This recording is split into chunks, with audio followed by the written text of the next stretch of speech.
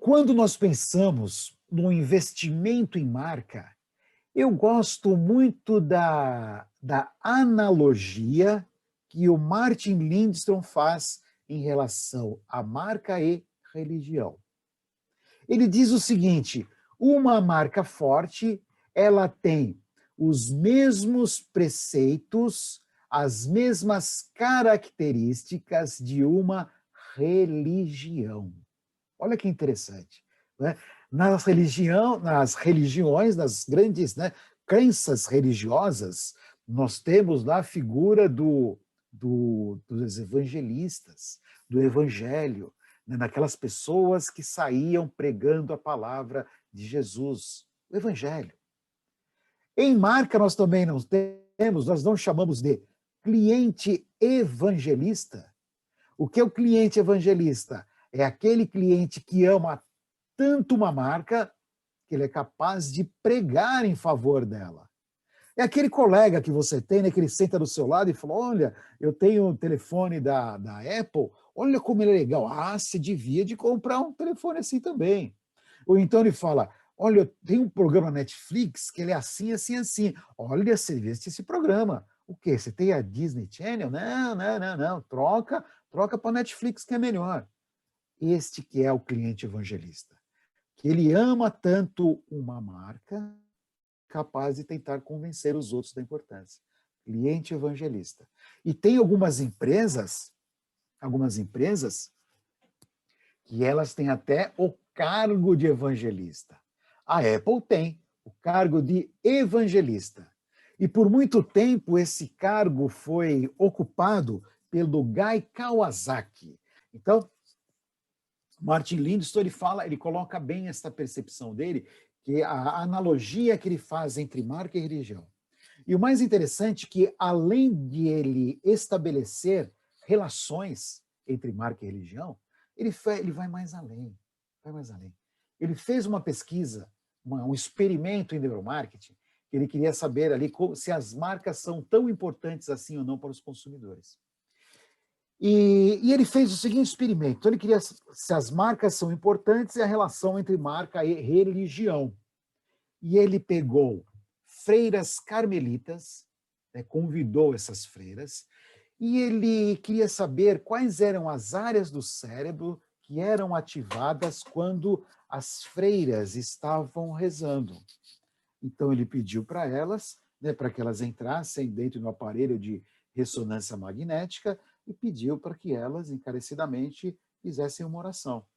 Aí ele pegou e verificou, olha, está sendo estimulado uma área X, uma parte do cérebro sendo estimulado. Legal, pegou aquilo, agradeceu a elas, tudo, né?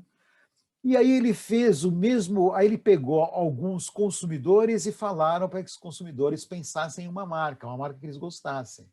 Ou então mostravam uma marca forte. Qual área do cérebro que foi estimulada? A mesma marca, a mesma área, a mesma região do cérebro que ocorreu com as freiras carmelitas. Então, imagine o seguinte, que foi estimulado a área esquerda superior frontal. Quando os consumidores se deparavam com marca, era a área esquerda superior frontal. A mesma área, ou seja, as mesmas percepções. Olha que interessante como as marcas são fortes.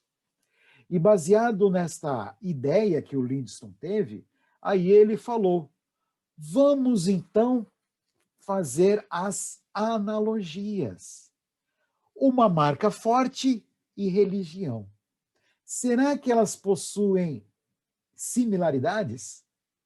E é muito legal, né, porque o Lindstrom, ele destrincha, né, cada uma das características de religião e de marca e faz essa comparação. Então ele diz o seguinte: as igrejas, as religiões, as crenças religiosas, elas têm determinados rituais. Rituais que eles passam para os seus fiéis para literalmente evidenciar determinados preceitos que existem em cada uma das suas crenças religiosas. eles têm seus rituais. Esses rituais, eles são muito fortes, são muito importantes para o quê? Para passar de uma pessoa para outra, de um integrante para o outro, o que se espera da condução daquela pessoa numa determinada religião. São rituais. E todas as crenças, independente de qual crença religiosa que seja, ela tem os seus rituais. E vocês repararam que algumas marcas possuem determinados rituais? Algumas marcas têm determinados rituais para o seu consumo? Por exemplo, você pega lá a cerveja Guinness, né? Então o ritual que ela coloca é como que você coloca a cerveja dentro do copo.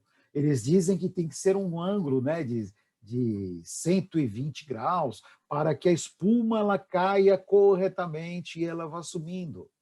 Nós temos o ritual de como nós pesquisamos os filmes ali na Netflix. Né? Você senta no seu sofá, ou deita na sua cama, ou você pega o tablet e você faz determinados rituais. Você tem o ritual ali quando você vai abrir o ovo de Páscoa. São rituais. Rituais nos ajudam ao quê? Primeiro, automatizar processos, de novo, porque eu tenho um ritual, né? Tem aquela situação determinada, e, ao mesmo tempo, é um fortalecimento de marca. Por que é um fortalecimento de marca? Porque aquele ritual é como se fosse a importância que existe de uma marca para encaixar em determinados preceitos que eu tenho, bem como em determinados atributos da marca. Por exemplo, né, a Amanda falou no caso da Corona que você coloca um limão no seu gargalo. Exatamente, isto é ritual. Isto é ritual. E falando em termos de marca, pegando a carona na Corona, que a Amanda comentou, olha que interessante a força de uma marca. Tem um livro que é muito bom, que chama Como as Marcas se Tornam Ícones. E ele conta a história, né, de várias marcas, né, de como elas se tornam importantes. E ele conta que tem muito a ver também com esse ritual, com esse detalhe, né, que foi mencionado no caso da Amanda. Ele conta, por exemplo, por que a Corona se tornou uma das cervejas mais vendidas nos Estados Unidos. Simplesmente pelo seguinte, a Corona é uma cerveja mexicana. Agora já deve ter sido comprada pela Ambev, né? Mas era uma cerveja originalmente mexicana. Então, o que acontece? Os norte-americanos, eles têm por hábito fazer o quê? Quando eles vão lá para o segundo grau, eles têm um ritual. Qual que é o ritual? Alguns, né, eles atravessam a fronteira para o México e vão fazer lá uma noite de baderna. E nessa noite de baderna, o que eles fazem? Eles vão beber, vão fazer tatuagem, vão fazer tudo aquilo que normalmente eles não querem fazer como ritual. Ó, ritual de passagem. E nesses rituais de passagem que eles faziam, eles tomavam corona. E além do mais, então ficou gravado um ritual. Qual ritual? O ritual de passagem.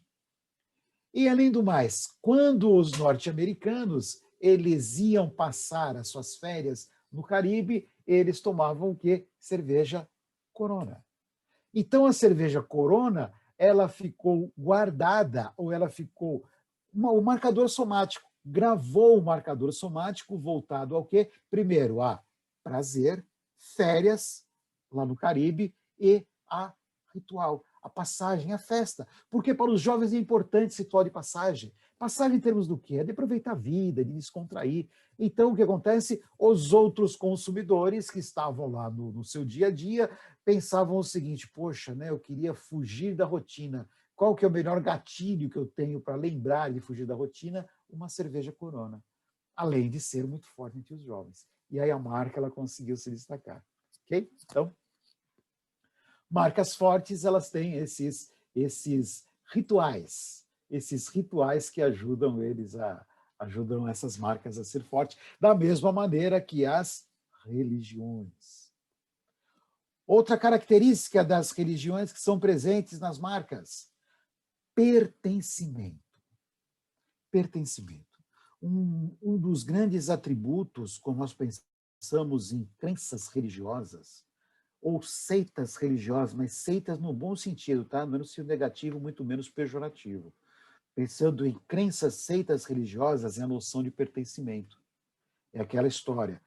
Eu faço parte de um grupo religioso onde nós temos as mesmas crenças, nós temos os mesmos hábitos, nós seguimos as mesmas diretrizes. É um grupo, é um grupo. E a noção de pertencimento, um ajuda o outro.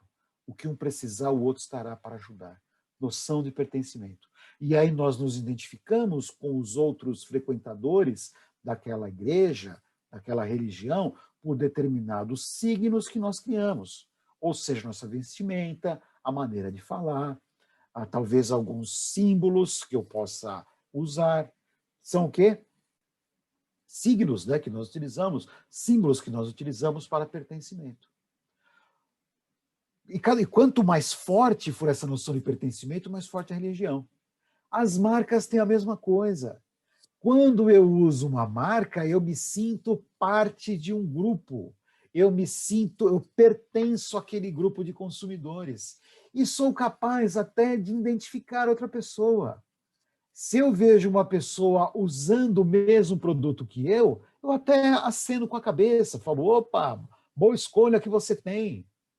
Por quê? É a noção de pertencimento. Aquela pessoa é igual a mim, nós somos iguais, nós pensamos da mesma maneira. Noção de pertencimento. Presente nas religiões e presente nas grandes marcas. Outra característica é o mistério. Mistério. O que seria o mistério? Nós temos, por exemplo, o mistério em torno do Santo Sudário, não é que as pessoas até agora não descobriram qual a verdadeira idade do Santo Sudário. Mentira, eles descobriram. Só que não vale a pena quebrar esse mistério que envolve uma religião e que as pessoas acreditam cegamente, não vale a pena quebrar esse mistério. Mas tem algumas marcas, algumas religiões têm mistério. Lembram lá do filme O Código da Vinci? Fez um sucesso enorme porque tinha um mistério que falava que de um possível relacionamento de Jesus Cristo, que aí teria, né, teria uma filha, não sei o quê, não sei o quê, não sei o quê. Mistério. O mistério nos envolve. Por que nos envolve? Porque nós queremos decifrá-lo. E quando nós queremos decifrar, tem que se envolver. E quando eu me envolvo, eu presto atenção na mensagem. Por isso que mistério é interessante. Então nós temos o quê? Mistério nas religiões. Grandes marcas também não têm mistério? A fórmula secreta da Coca-Cola, né, que reza a lenda que a fórmula secreta da Coca-Cola, apenas 2 pessoas no mundo conhecem esta fórmula. E eles não podem viajar no mesmo avião, né, porque se o avião cair e morrer os 2, acabou a fórmula Coca-Cola. Claro que lendas à parte, né, eles colocam muita lenda, né?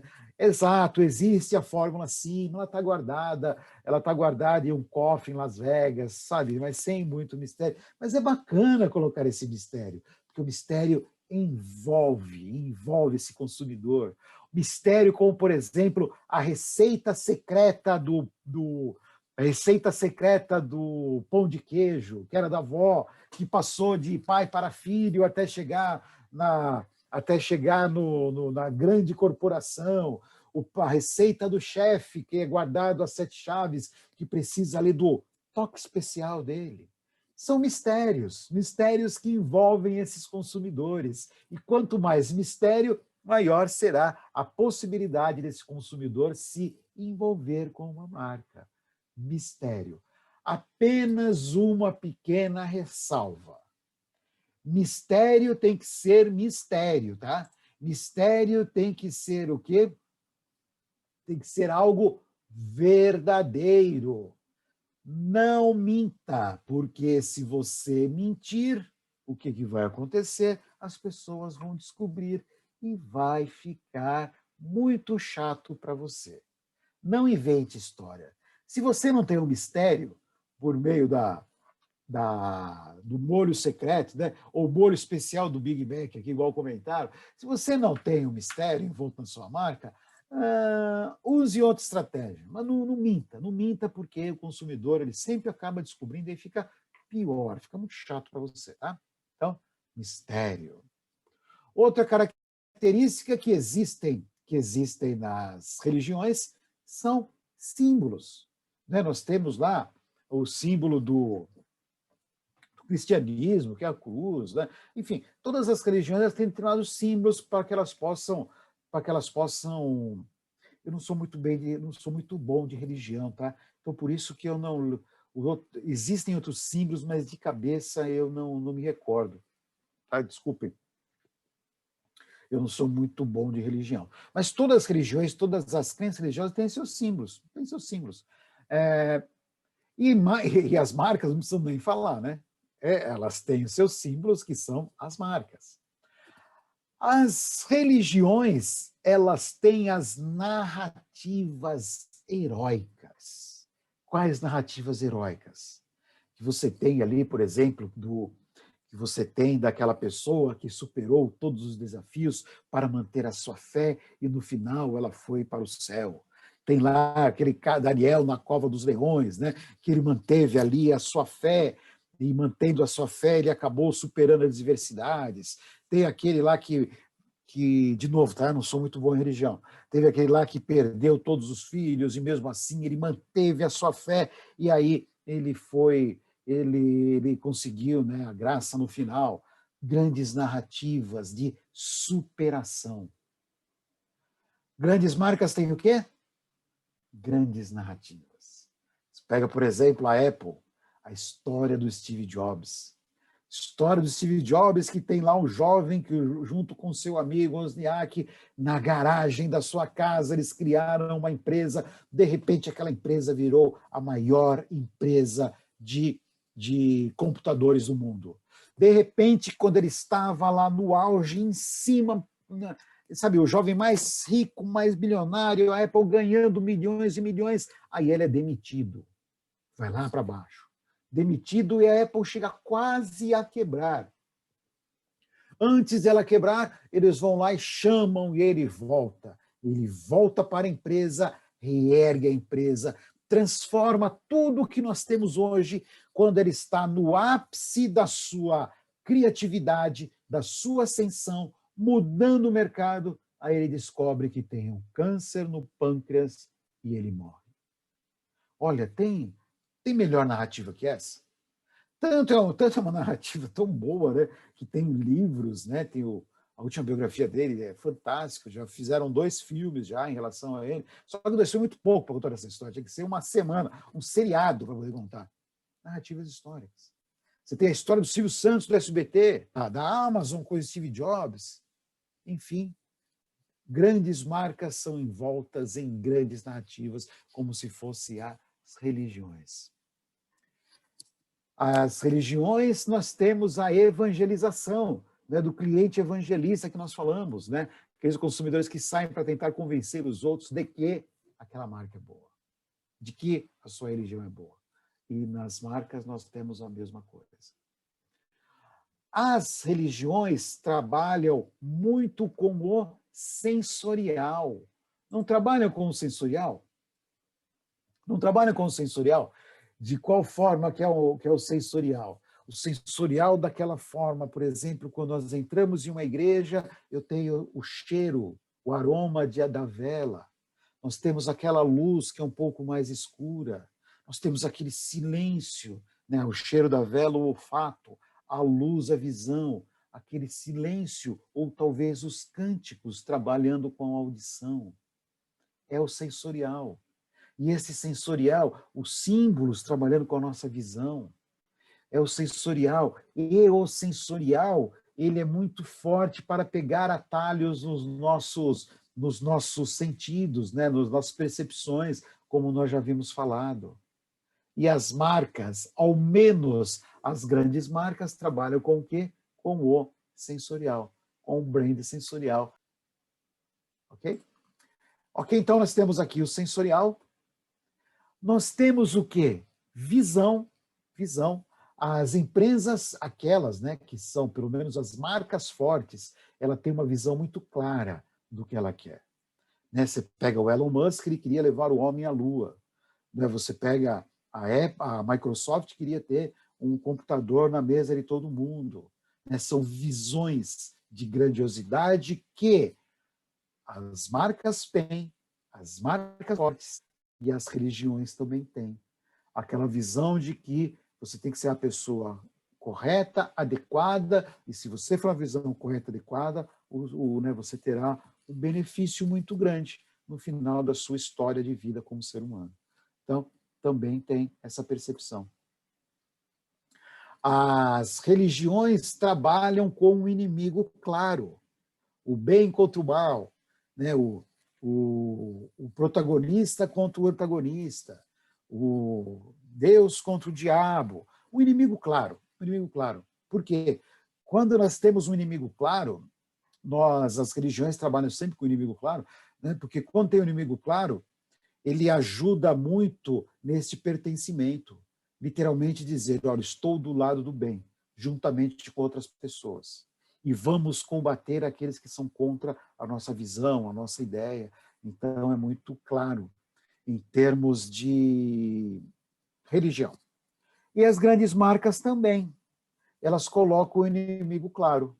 Coca-Cola contra Pepsi, Apple contra Samsung, Adidas contra Nike, Adidas contra Puma. Perceberam? O inimigo claro. O inimigo claro nos ajuda esses clientes a estabelecerem qual que é a sua posição no mercado.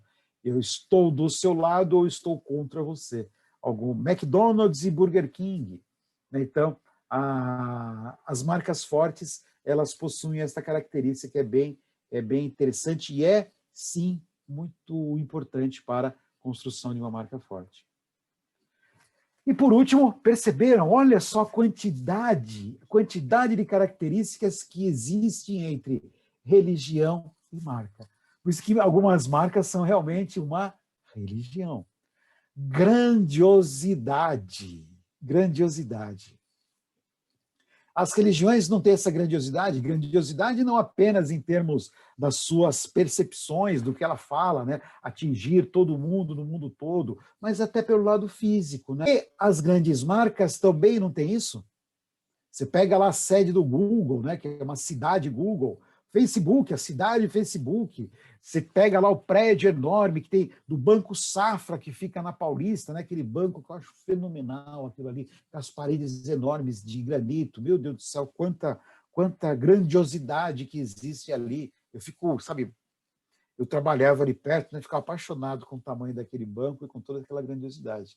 Perceberam? Estas são as características que nós temos nas marcas e também na religião.